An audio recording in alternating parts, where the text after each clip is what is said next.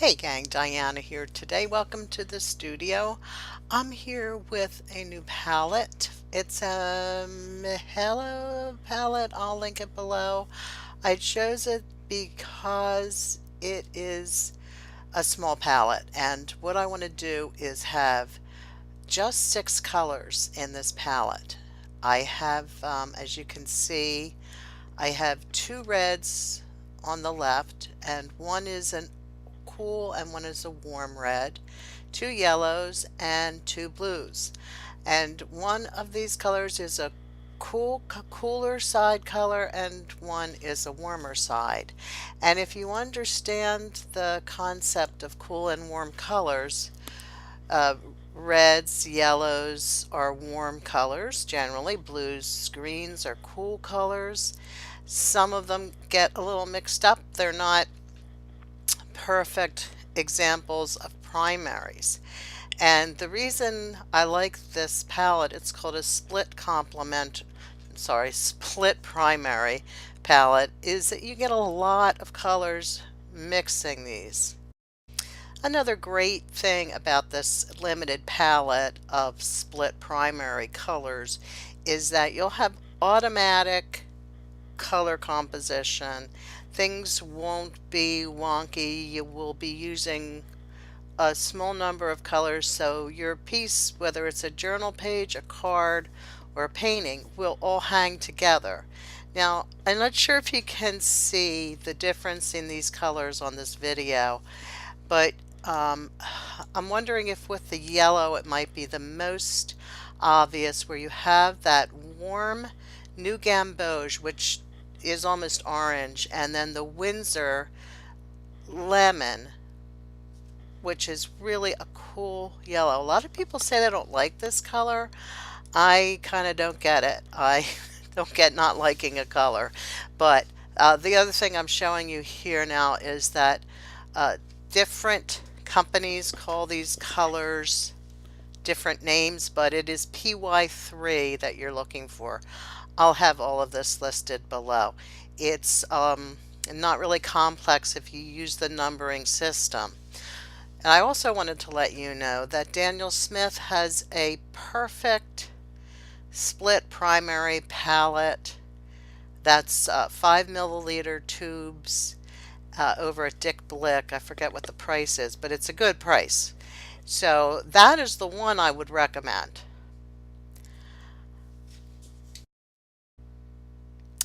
The other thing I highly recommend is that you swatch out your colors, especially watercolors, because it's very difficult to tell in their straight from the tube form what that color is going to look like and how it's going to behave.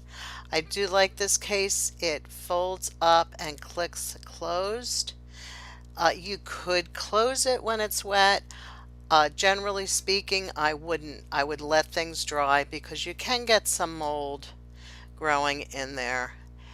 This is a nice palette as well because it has that extra mixing tray that I just pulled out. So it is nice. Now, I do scrub this down with, before you fill it, scrub it down with a little soft scrub. And otherwise the puddles, when you go to mix a color, the puddles will bead up on your palette. Very frustrating.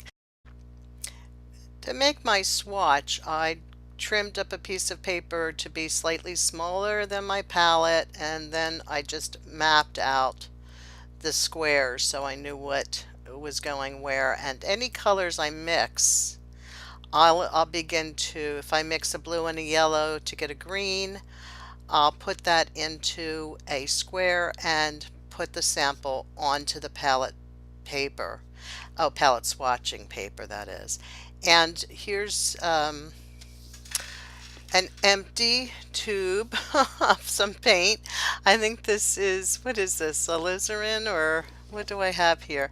I think that might be the Quinn Rose, the Daniel Smith Quinn Rose, and you can see I am squeezing out the last tiny bit of that. And you can cut these tubes as well to kind of scrape out as much as you can get. And you want to try to get the sides, the deep end of the well. You want to fill that and try to make sure that the sides of the well in the back and on the back sides, you'll see in a minute, I have my skewer. You're trying to get those to touch the sides of the well. The color needs to touch the sides of the well so that it won't fall out. It won't just pop out of that well. That's about the only trick there is to filling up the wells. Here I am really going at it and getting every little piece. You can definitely cut your tubes up and then get into the tubes any way you can. Now this is the new gamboge. This is the warm yellow. Let's see if I can find the PY97. Pigment Yellow 97. And you can see I am holding the tube vertical and really squeezing it into that bottom of the well. These wells do slant backwards. That's my only reservation about this palette, but it's okay. It's okay. Could be a good thing. We'll see how it works. Now I'm just tapping that paint down, and that by the way, that was a 15 milliliter tube. This is a Winsor Newton tube. It's smaller. It's not a 5 mil, but it is it's a little bit bigger than that. But just for your size comparison, the Daniel Smith colors I'm going to recommend are all 5 milliliter, and I'm telling you, the color goes such a long way with watercolors. It's yeah, there I am struggling to get every bit out. I know that a lot of people have this full set syndrome where you want every single color, and I completely understand that. I am no slouch when it comes to wanting to collect every color. And by the way, I'm putting my blues in. That is my, what is that? Ultramarine PB29, and next to it is Phthalo, and that's a core color, Phthalo PB15:3. That's the green shade. So I understand that people like to have every color, believe me, but watercolors are expensive, and if you don't have the dough and you want to get started with decent watercolors, this is the way to go. I'm hoping to be back with more videos in this series of split primary colors and explain this a little further. I was thinking about doing a class, and it really depends on how much interest there is in this, whether I do a full-on online class. I have taught this, and people like it. So there you have it. So what I have here is a mix of colors. I don't really see much difference between the very high quality of core, Daniel Smith, M. Graham. I just don't, I know there's differences, and I don't really see them. So what I'm going to do down below is make the list will be the color name, the company names, and most important, look at the PY number. And if you have something similar, use that. I'll try to give you as much information as I can. I'm just refilling these wells, making sure they're as full as I can get them. I love the core colors. They're the ones that are made with a slightly different binder. I like the M. Graham. They're beautiful paints with a honey binder, and I love Daniel Smith paints as well. Those are pretty much what I have.